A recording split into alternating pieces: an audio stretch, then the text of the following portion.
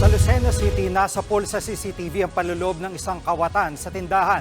Ang sospek dati ring trabador sa naturang tindahan. Nasa frontline ng balitang yan si Brian Basa.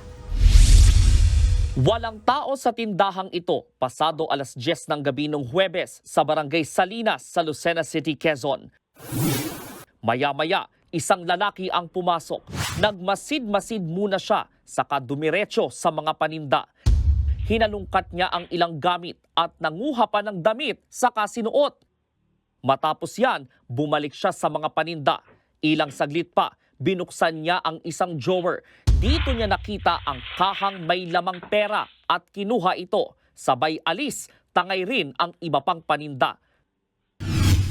Pero hindi pa siya nakontento. Wala pang isang minuto, bumalik ang lalaki at binuhat ang isang sakong bigas.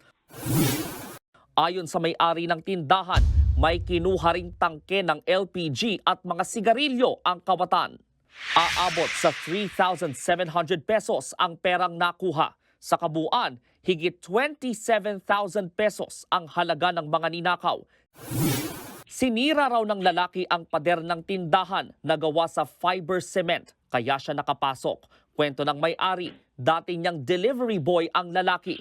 2 linggo lang daw itong pumasok at hindi na bumalik.